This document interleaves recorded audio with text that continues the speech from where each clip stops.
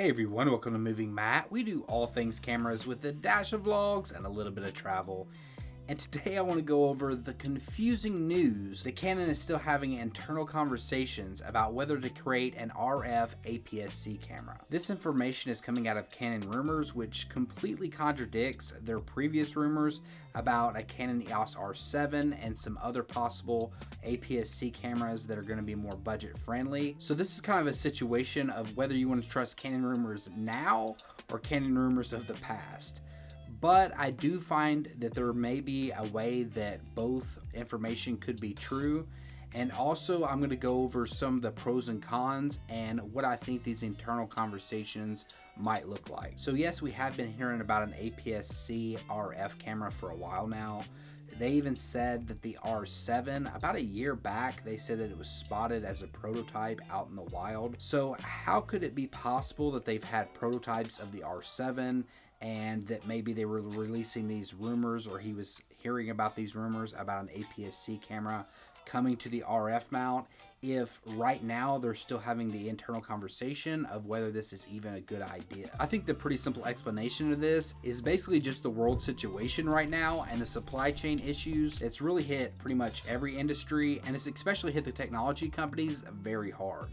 So essentially cameras and really a lot of different industries, they really don't have a lot of backed up supply, and in a normal situation that actually makes a lot of sense because they don't create more than what they need. In today's time, that really actually hurts a lot because maybe they planned on being able just to order and place an order for a certain type of chip from a manufacturer that normally would be able to say, okay, we can create these for you and get these to you within a month. But now if they did not place that order, say within the last 6 months, then it doesn't look like they're probably going to be getting their chip anytime soon. So even if a year ago there was a prototype of the R7 going around, at the time they thought that they would actually be able to maybe manufacture that within the next 6 months, and now it may be a year from now before they get enough parts to be able to invest that into an APS-C camera, especially since the demand for the R5 and the R6 is still up there. They may be still trying to catch up with the demand, and just now really recently has the supply been kind of to the point where you can order it and get it pretty fast. So what do I think this internal conversation and debate actually sounds like?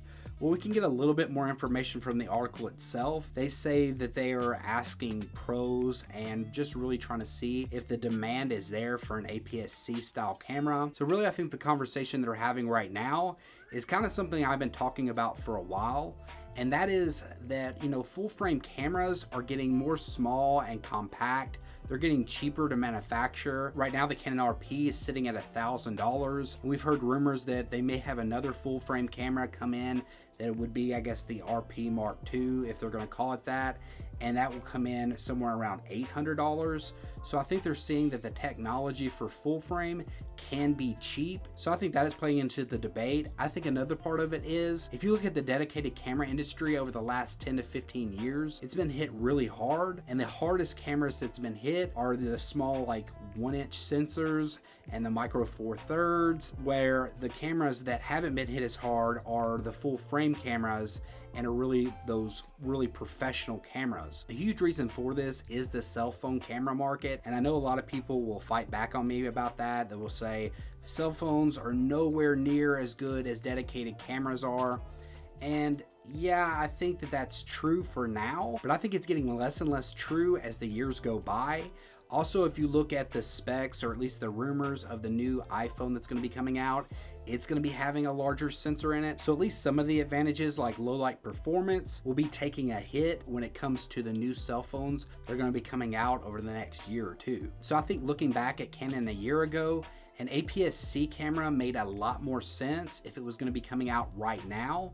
But if it's not going to be able to come out for the next year or maybe even 2 years, then it starts to make even less sense just because the way technology is developing.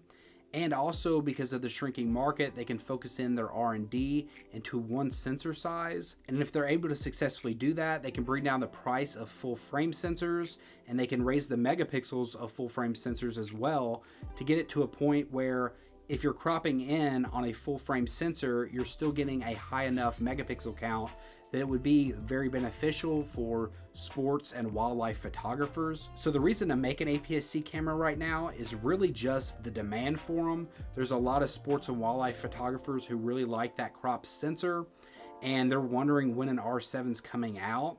And so I think that they're really missing out on a lot of money right now, because really no camera manufacturers focusing in on that, at least in the mirrorless market, besides Fujifilm.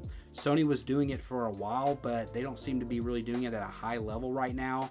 They're supposed to have the ZV-E10 come out, but that looks to be a vlogging camera, and it's really not going to be for the sports and wildlife photographers like the R7 would be aiming for, and where I think there is really a huge market for people who are looking for that type of camera right now. I think Fujifilm is doing great things, but it just does not have the name recognition that Canon does. So I really think Canon's missing out on a big opportunity by not having a flagship APS-C camera out right now. But if they fail to plan ahead and they just do not have the supplies to create the APS-C camera right now, then that's kind of a moot point, and maybe they're thinking that in a year or two it might just not matter as much as it does right now, and the opportunity will be shrinking because of how great full frame cameras are getting.